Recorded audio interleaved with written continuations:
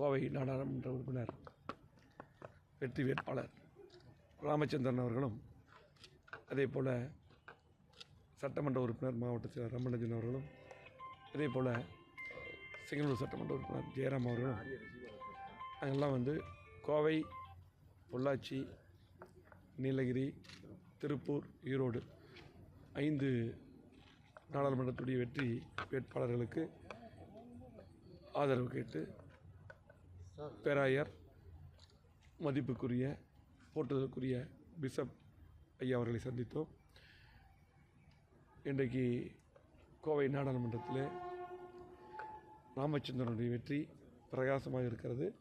இன்றைக்கி ஒட்டுமொத்த மக்கள் எல்லாம் இன்றைக்கு அதிமுக தான் கோவை மாவட்டத்துக்கு அத்தனை திட்டங்களும் கொண்டு வந்திருக்கிறது. இன்றைக்கு திராவிட முன்னேற்ற கழக ஆட்சியிலே 3 வருட ஆட்சியிலே திமுக எந்த திட்டமும் கொண்டு வரவில்லை. அதே போல் இன்றைக்கு மத்தியில் ஆளுகின்ற பாரதிய ஜனதா கட்சி, அதே போல்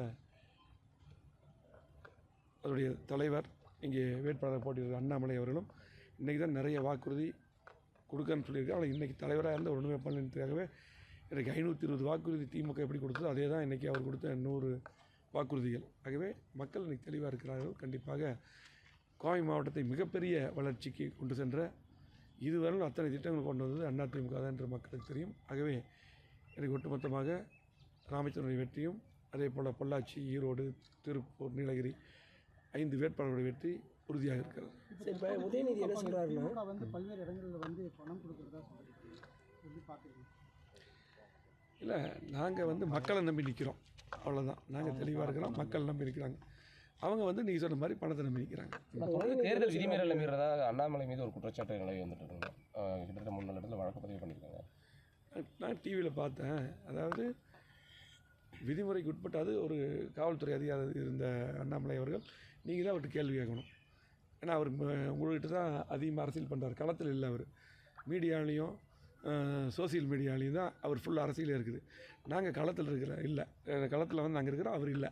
அதே போல் இன்றைக்கு அவர் வந்து என்ன சொல்கிறாருன்னா, சட்டத்தை மட்டும் மீறல, அதிமுக அழிப்போம், எடப்பாடியாரை ஒழிப்போம், இப்படி எல்லாம் பேசிகிட்டு இருக்கார். ஆகவே இன்றைக்கு நாங்கள் வந்து மக்களுக்கு நல்லது செஞ்சுருக்கிறோம், திட்டங்கள் கொண்டு வந்துருக்கிறோம், மக்களோட மக்கள் நாங்கள் இருக்கிறோம். நாங்கள் மிகப்பெரிய வளர்ச்சியை நாங்கள் கொடுத்துருக்குறோம். 50 ஆண்டுகள் இல்லாத வளர்ச்சி கொடுத்துருக்குறோம். ஆகவே நாங்கள் வந்து எங்களுடைய பிரச்சாரம் சரி, எங்களுடைய ராமச்சந்திரனுடைய வெற்றியும் உறுதி செய்யப்பட்டது. எங்களுடைய கூட்டணி கட்சியை சேர்ந்த பொறுப்பாளர்கள், தொடர்கள்லாம் சிறப்பான முறையில் பாடுபட்டு கொண்டிருக்கிறார்கள். வெற்றி உறுதி. உதயநிதி என்ன சொல்கிறா அப்படின்னா, 10 ஆண்டுகளாக அதிமுக பிஜேபி கிட்ட போய் அடிபணிந்ததுனால தமிழ்நாட்டுடைய வளர்ச்சியே, உரிமைகள் எல்லாமே போயிடுதுன்னு சொல்லி எல்லா பக்கத்துலையும் அவரோட பிரச்சாரம் இருக்கிறது. 38 எம்பி திமுகவில் என்ன பண்ணாங்கன்னு நீங்கள் தான் அவங்கள்ட்ட கேட்கணும். அவர் பதில் சொல்லும்போது 38 எம்பி வச்சுட்டு எதுவுமே திமுக செய்யல. 37 எம்பி வச்சுருந்தோம் 2014. எடப்பாடியார் உத்தரவு கிணங்க பார்த்திங்கன்னா காவிரி மேலாண்மை வாரியம் அமைக்காத போது கிட்டத்தட்ட 22 நாட்கள் நாடாளுமன்றத்தை முடக்கி காவிரி மேலாண்மை வாரியம் அமைத்து தமிழ்நாட்டுடைய உரிமையை மீட்டெடுத்தார்கள். அது மட்டுமல்ல, தமிழ்நாட்டுடைய உரிமையை மீட்டெடுத்த கட்சி அதிமுக, புரட்சித் அம்மா அவர்கள், எடப்பாடியார் அவர்கள். முல்லை பெரியார் பிரச்சனை இருந்தாலும் சரி, கச்சத்து பிரச்சனை இருந்தாலும் சரி, அது பார்த்திங்கன்னா எதிர்கட்சியாக இருக்கும்போது அம்மா வந்து வழக்கு போட்டாங்க. அதுக்கு மேலே ஆளுங்கட்சியானதும் வருவாய்த்துறையை இணைச்சி வழக்கை தொடர்ந்து நடத்திட்டு இருந்தாங்க. ஆகவே அதே போல் இன்றைக்கு காவிரி பிரச்சனை, இன்றைக்கி ஒவ்வொரு பிரச்சனையும் பார்த்திங்கன்னா இலங்கை தமிழர் பிரச்சனை வந்து எல்லாமே அதிமுக தான். 69% இடஒதுக்கீடு எல்லாம் மீட்டெடுத்தது அதிமுக தான். ஆகவே வந்து மற்றவங்களுக்கெல்லாம் சொல்லக்கூடிய உரிமையே இல்லை. இன்றைக்கு தமிழ்நாட்டை பொறுத்தளவுக்கு இன்றைக்கு திமுகவுடைய எதிர்ப்பலை இன்றைக்கு கடுமையாக இருக்கிறது. திமுக வேட்பாளர் களத்தில் போகவே முடியறதில்ல. இன்றைக்கு எடப்பாடியாருடைய பேச்சு, அவருடைய உண்மைத்தன்மை, நாட்டு மக்களுக்கு என்னென்ன செஞ்சோம் அம்மாவுடைய ஆட்சியில் எடப்பாடியார் இருக்கும்போது, திமுக என்னென்ன செய்யலைங்கிறது இன்றைக்கி அவருடைய பிரச்சாரம் இன்றைக்கி பிரம்மாண்டமாக இருக்கிறது. மக்கள் முழுமையை ஏற்றுட்டாங்க. ஆகவே முழுமையான வெற்றி அதிமுகவுக்கு. நன்றி, வணக்கம். அதிமுக தலைவர்கள் எல்லாம் வந்து மோடி பக்கம் வர்றதாகவும், அதிமுக தலைவர் ஏசி ரூமில் தான் உட்காந்துட்டு இருக்காங்க, வெளியே வந்தால் தான் கலை நிலவரம் தெரியும்னு அண்ணாமலை சொல்லியிருக்காரு. அங்கே வந்து ஏசி ரூமில் வந்து சொல்கிறது அவர் தான். அதே போல் சில பத்திரிகைகள் அப்படி வந்து வெளிப்படையாக வந்து அண்ணாமலைக்கு சப்போர்ட் பண்ணுறாங்க. ஒரு சிலர் தான் நடுநிலைமையாக இருக்காங்க. வெளிப்படையாக இன்னும் சொல்லப்போனால் தினமலர் பத்திரிகை வந்து கண்டிப்பாக பாரதிய ஜனதா பத்திரிகைன்னு பேர் வச்சுக்கலாம். இன்றைக்கி அப்படியே ஆகிப்போச்சு. அவங்க ஒரு கருத்து கணிப்பு போட்டிருக்காங்க பாருங்கள், அதிமுக 18%. சரி, இப்போ ஒரு சவால் விடுறோம்.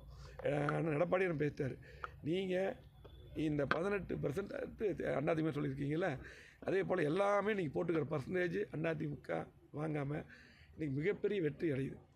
அந்த பர்சன்டேஜ் போட்டுக்கிறீங்கள, நீங்கள் சர்வேன்னு போடுறீங்க. இது வந்து எழுதி கொடுக்கப்பட்டு வெளிப்படையாக பாரதிய ஜனதா கட்சி இப்படி போடணும். பாரதிய ஜனதா கட்சிக்கு 37%, இப்படி 30% போடுறீங்க, 28% போடுறீங்க, 3.5% இருக்குது பாரதிய ஜனதா கட்சி.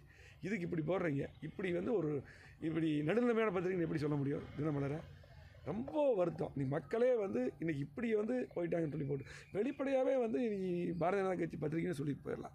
இப்படி தான் நடக்குது. இதை நீ அண்ணாமலை பேசுகிறது அப்படி தான். ஏசி ரூமில் யார் இருக்காங்கன்னு உங்களுக்கு தெரியும்.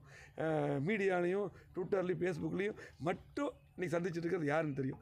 களத்தில் கீழ்மட்ட மக்களிடம், அதே நம்மளோட சாதாரண மக்களிடம், ஏழை மக்களிடம் அதிமுக இருக்கிறது.